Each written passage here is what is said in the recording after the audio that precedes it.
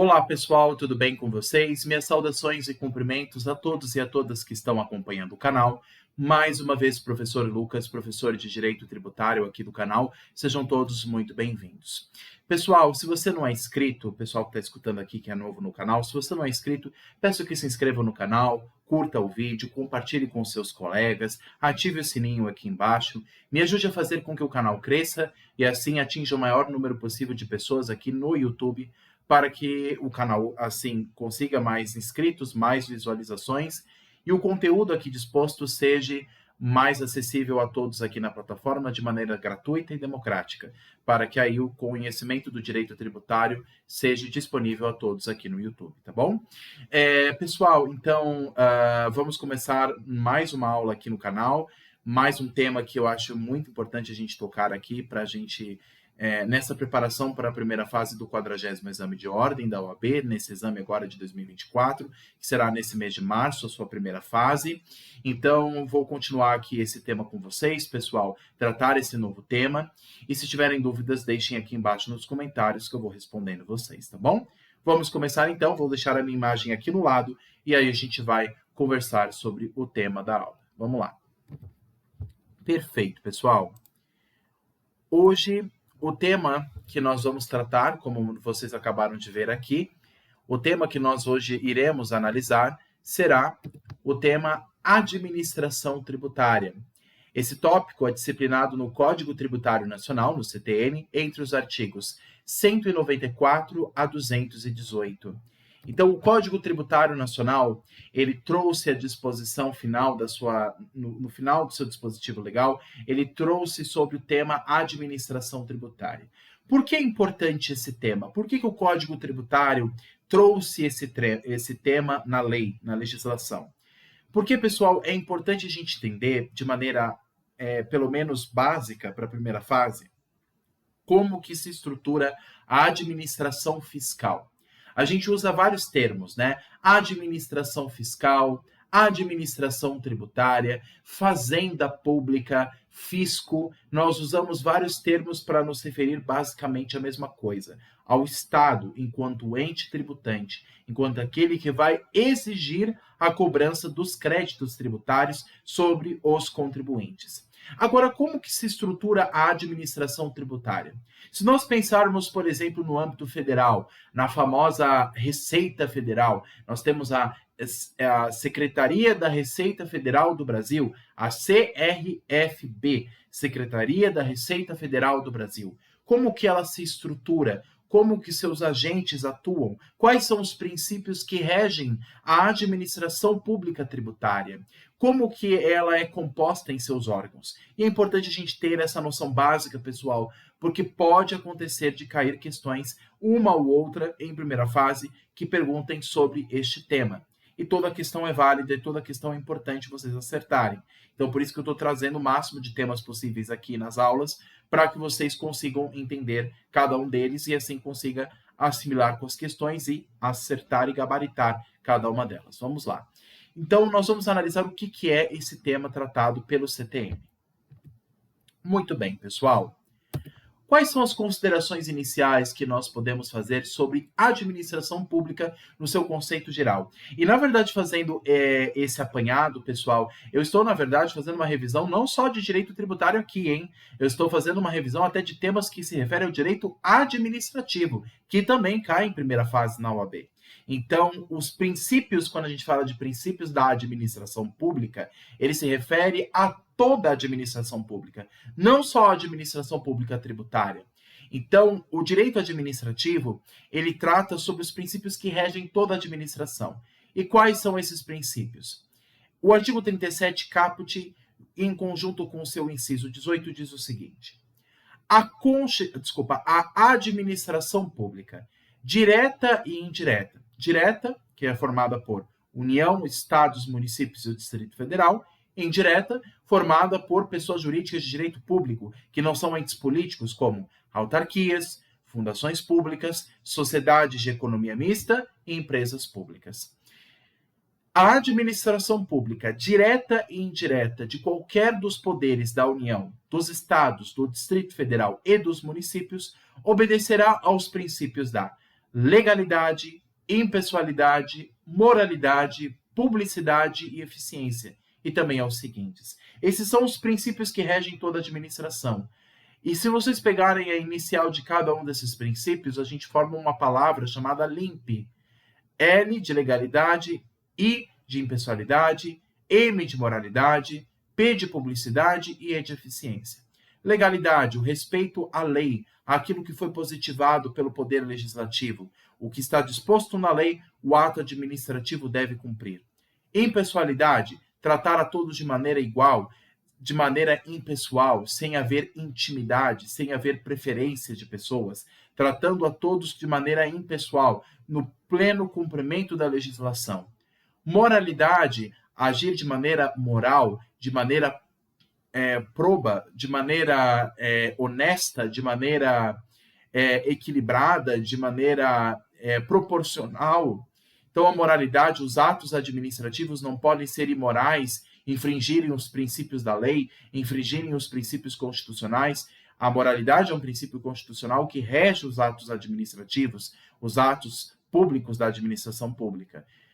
A publicidade, se nós estamos falando de um ato público, né? Se é um ato praticado pela administração pública, então há o dever de publicidade, de se observar que o ato deve ser conhecido por todos, divulgado a todos, noticiado a todos. Por isso que publicidade e eficiência. O ato deve buscar o melhor resultado com o menor custo possível, de mais rapidez possível, ou seja, atingindo a melhor qualidade possível. Por isso que eficiência, sendo mais rápido, o menos custoso, o melhor possível. Esse que é o princípio da eficiência. E também é o seguinte.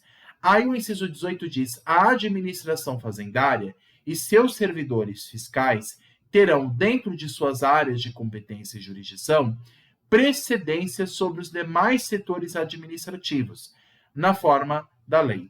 Então, ele fala sobre os servidores fiscais, pensando nos auditores fiscais, os auditores da Receita Federal, por exemplo, que atuam em âmbito federal para fiscalizar o cumprimento das obrigações tributárias em âmbito federal.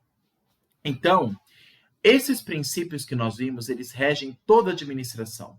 Os bancos públicos, as prefeituras, os funcionários públicos, ele também vincula as autarquias, as fundações, inclusive os órgãos fiscais, que a gente também chama como fazenda pública, o órgão que cuida da parte da fiscalização tributária, da arrecadação tributária.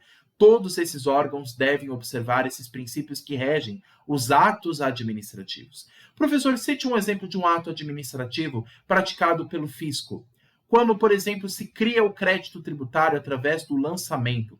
O lançamento tributário é um ato administrativo. O artigo 3º do CTM já fala sobre isso. É um ato administrativo praticado de maneira vinculada. Então, é um ato praticado pelo Poder Executivo para dar concretude a uma obrigação de fazer, a uma obrigação de pagar, dando origem a uma obrigação tributária, dando materialidade, dando origem ao crédito tributário. Este lançamento, que é um ato administrativo, ele é regido pelo artigo 37. Ele, portanto, esse artigo ele vincula todos os atos da administração pública, inclusive os atos que envolvem os atos fiscais, né? Os atos praticados pela administração fazendária. Tudo bem?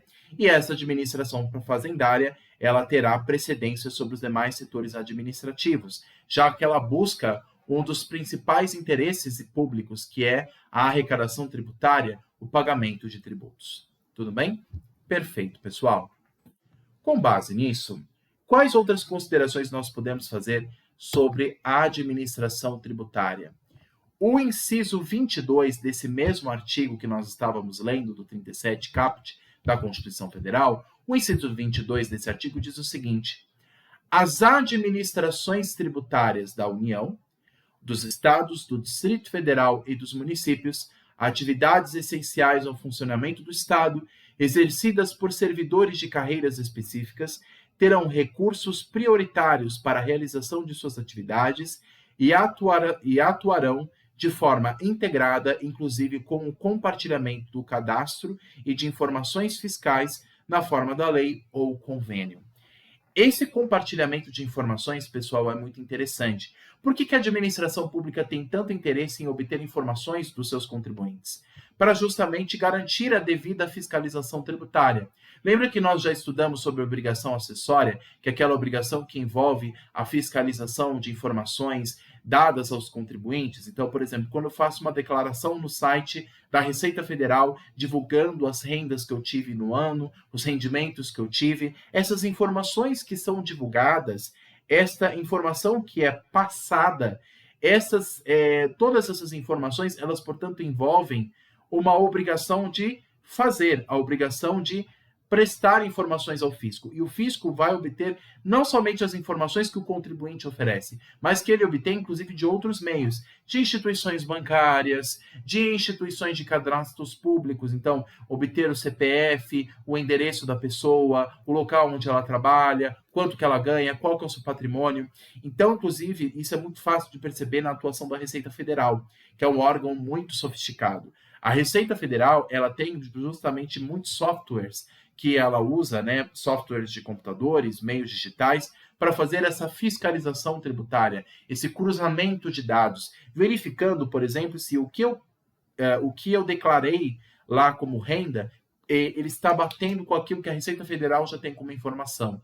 Esse cruzamento de dados de uma fonte com a outra, para obter uma melhor apuração sobre cada contribuinte, ele é necessário para que se dê a devida fiscalização tributária, para que essa fiscalização tributária ela possa ocorrer de maneira eficiente, de maneira correta, de maneira a atender o interesse público, já que todo ato administrativo ele observa um princípio ainda maior do que esses que a gente viu, que é o princípio do interesse público, da prevalência do interesse público sobre o interesse privado. E o interesse público é a fiscalização de tributos para financiar as atividades do Estado, para que, assim, essas atividades sejam devidamente financiadas e arrecadadas por meio de tributos. Tudo bem?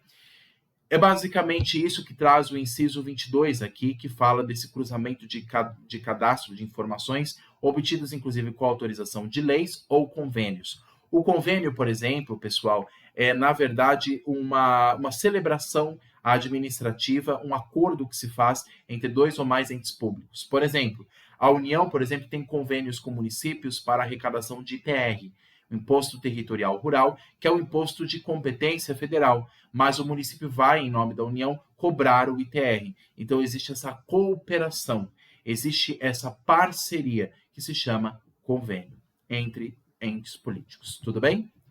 Perfeito, pessoal. Continuando a nossa análise, nós vimos então o artigo 37, que é o clássico artigo que trata sobre a administração pública. E o que mais nós podemos tratar a respeito?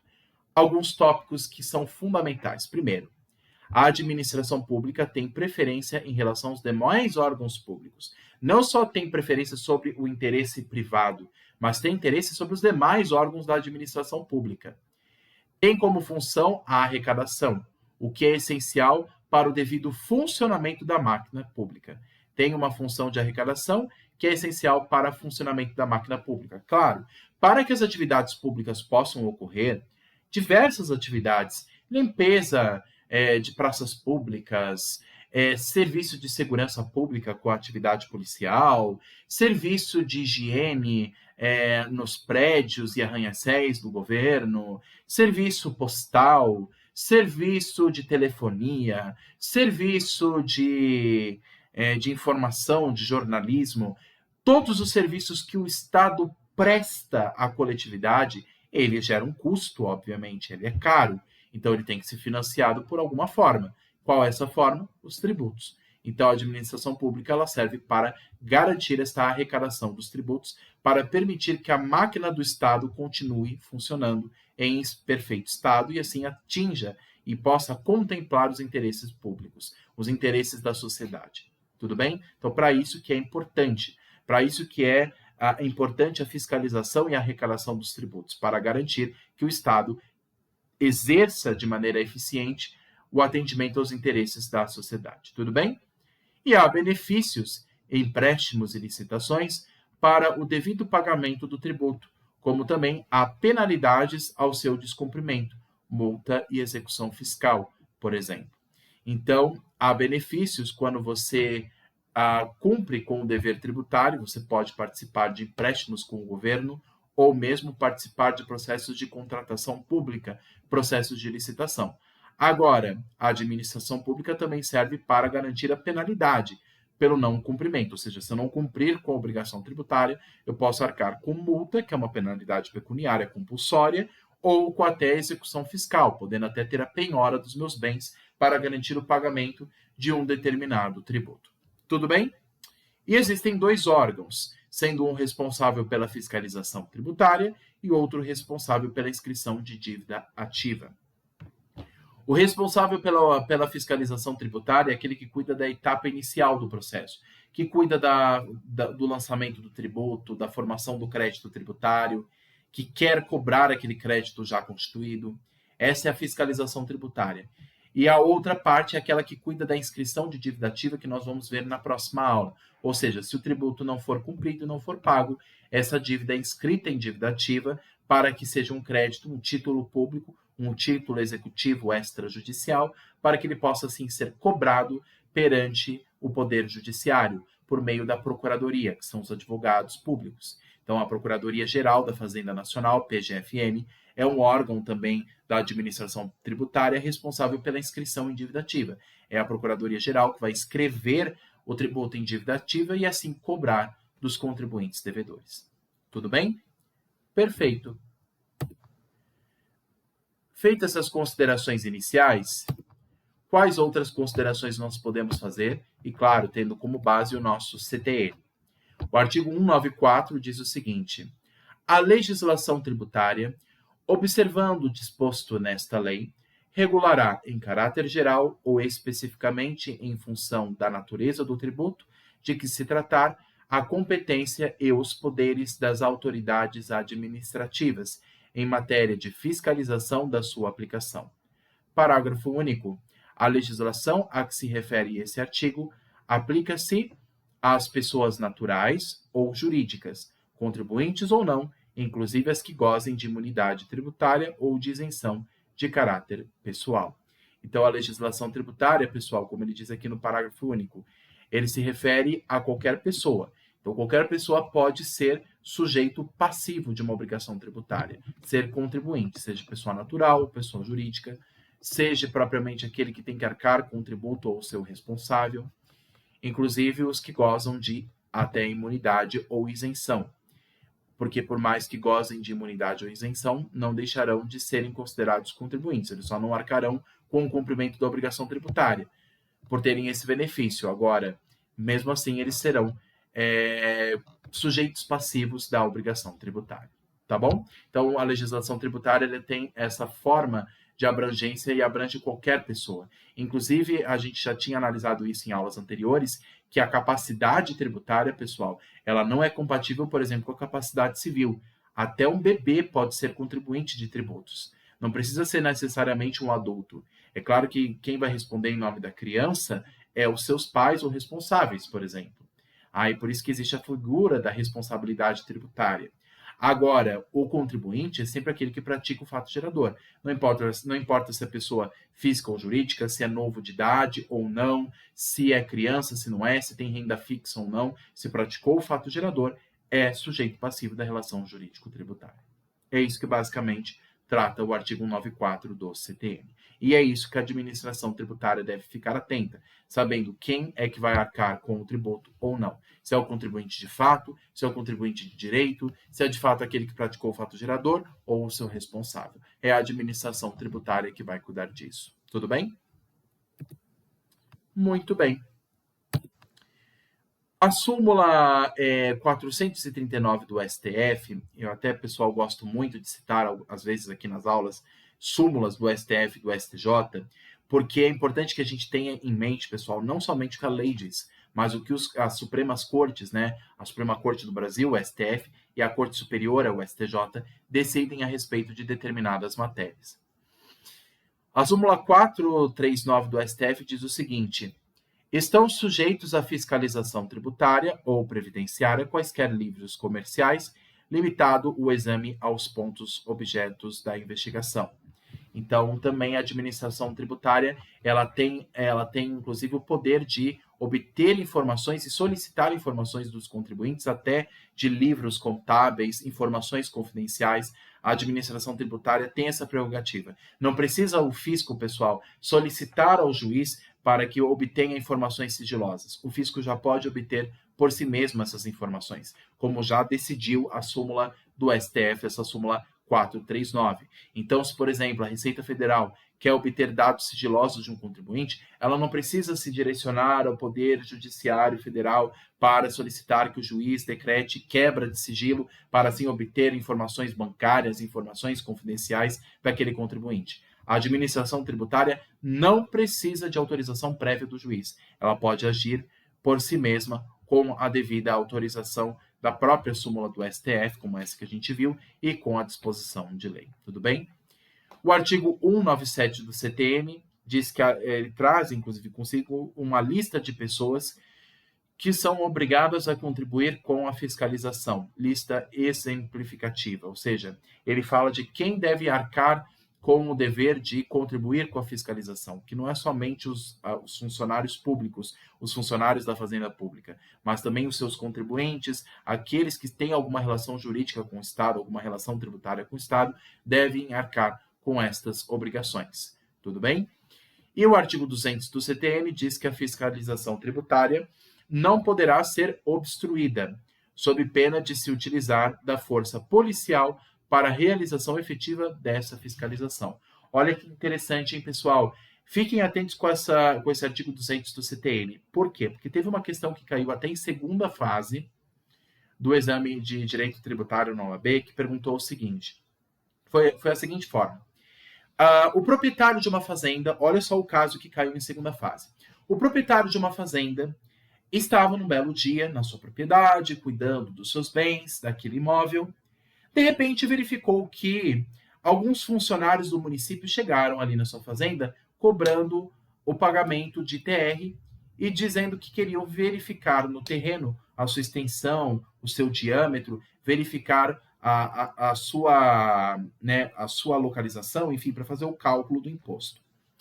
Só que o proprietário ficou indignado. Ele falou assim, pera lá, vocês são funcionários municipais e estão me cobrando um tributo que é federal, que é o ITR. Como é que vocês vêm aqui e querem entrar no meu terreno? Eu não vou deixar. O que aconteceu? Esses funcionários públicos chamaram a polícia para poder entrar no local e assim exercer por meio de força policial o seu pedido. Eles podem exercer dessa forma? Sim, é possível. E quem reforça isso é o artigo 200 do CTN. Então, gente, não é só o oficial de justiça que tem esse poder de entrar na propriedade e forçar o cumprimento da lei, mas também os funcionários da administração fiscal, da administração tributária, também têm essa força de entrar no imóvel e até utilizar da força policial para realizar a efetiva fiscalização. Então, essa era a resposta da questão da segunda fase. Então, os funcionários do município poderiam cobrar ITR, porque o ITR, mesmo sendo federal, o município tem convênio com a União para cobrar o ITR em nome da União, exercer a capacidade tributária ativa e, para forçar o cumprimento dessa obrigação, os funcionários poderiam utilizar da força policial para entrar no imóvel, mesmo sem o consentimento do proprietário. Tudo bem? Isso é um exemplo clássico, pessoal, que caiu em segunda fase e que pode cair também em questões alternativas de primeira fase, tendo como base, inclusive, o artigo 200 do CTN. Então, ele não precisa de uma autorização prévia. Ele pode adentrar na propriedade para que haja o cumprimento dessa obrigação. Tudo bem? Perfeito. Quais outras considerações que nós podemos também fazer sobre este tema?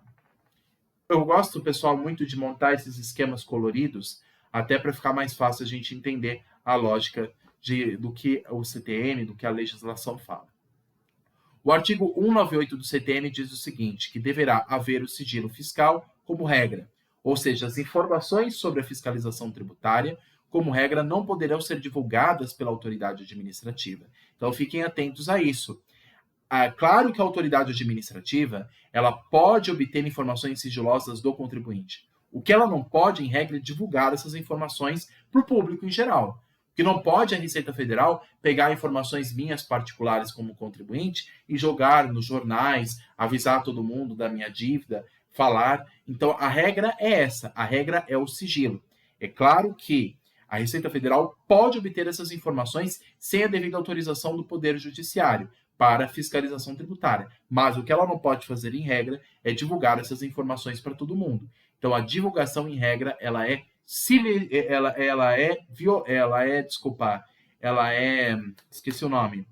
proibida. A divulgação em regra, ela é proibida. O sigilo deve ser guardado, como regra, no ato da fiscalização tributária. Agora, existe, como tudo, exceção.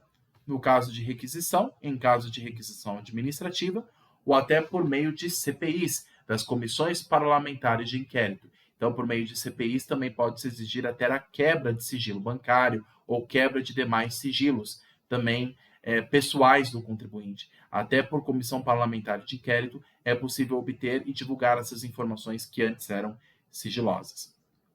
Solicitação pode ser por autoridade administrativa por meio de processo. Tudo bem? Então, como falo, né, gente, sempre tem a regra, mas também existe a exceção que a própria lei traz. Muito bem, pessoal. Continuando aqui a nossa análise, quais outros pontos que nós podemos fazer a respeito? É o seguinte, não será vedado a divulgação de informações relativas a... Então, quais informações que o fisco pode divulgar a qualquer tempo? Representações fiscais para fins penais, inscrição de dívida ativa na Fazenda Pública. Então, a inscrição de dívida ativa na Fazenda Pública pode ser divulgado, não só pode como deve. E no caso do parcelamento e moratória, parcelamento do valor, para que se possa o contribuinte pagar o valor em parcelas, ou moratória, a extensão do prazo para o pagamento do tributo. Se passou do prazo, se concede a moratória para estender para mais dias. Então, nesses casos, não é vedado a divulgação de informações por parte do fisco. Tudo bem? E o artigo 199 do CTN diz que a cooperação mútua entre os entes federativos para a fiscalização tributária ela é algo essencial. Claro, então a cooperação que a União tem com os estados, que os estados têm com os municípios, que os municípios têm também com o Distrito Federal, todos os entes políticos, quando tem essa cooperação mútua para fiscalizar uma determinada obrigação tributária, ela é algo muito importante para justamente dar eficiência neste ato de fiscalização por parte da administração fazendária. Também poderá haver cooperação entre estados estrangeiros e o Brasil, de informações fiscais, conforme tratados, convênios e acordos internacionais. Isso também é bem interessante, pessoal. Então, quando houver tratados e convênios que o Brasil tenha com outros países, isso é muito comum ver aqui nos países vizinhos, aqui da América do Sul, como a Argentina, que também é membro do Mercosul. Então, essa cooperação, ela é importante, ela é fundamental para que não somente a cooperação entre entes políticos dentro do Brasil, mas entre o Brasil e entes políticos exteriores, para que haja fiscalização e obter as informações necessárias de cada contribuinte, até mesmo para combate ao crime e assim por diante. Então, por isso que essa cooperação entre estados e estrangeiros, ela é fundamental em diversas matérias, inclusive na nossa de direito tributário. Tudo bem? Muito bem. Pessoal, basicamente esse é o tema de hoje. É um tema curto, mas necessário para a gente tratar aqui e pode cair alguma questão em primeira fase, como caiu em segunda fase, como falei para vocês, a respeito da administração tributária. Então é importante que vocês releiam os artigos que eu citei aqui. Se vocês querem material dessa aula de hoje, eu posso compartilhar com vocês por e-mail. Eu passo por PowerPoint ou PDF para vocês por e-mail. Só deixem aqui nos comentários a solicitação de vocês e estarei à disposição para esclarecer a dúvida de todos aqui no que for necessário, tá bom? Pessoal, agradeço a todos pela atenção. Vou tirar aqui os slides de apresentação. Como eu falei, quem quiser os slides dessa aula, é só me mandar uma mensagem aqui embaixo, que eu compartilho para vocês por e-mail, a versão PowerPoint ou PDF, tá bom? Muito bem, pessoal, agradeço a todos pela atenção, desejo a todos bons estudos, tudo de bom, se dediquem, não percam o foco e vai dar tudo certo, tá bom? Estou à disposição de vocês no que for necessário. Um abraço e até a próxima. Tchau, tchau!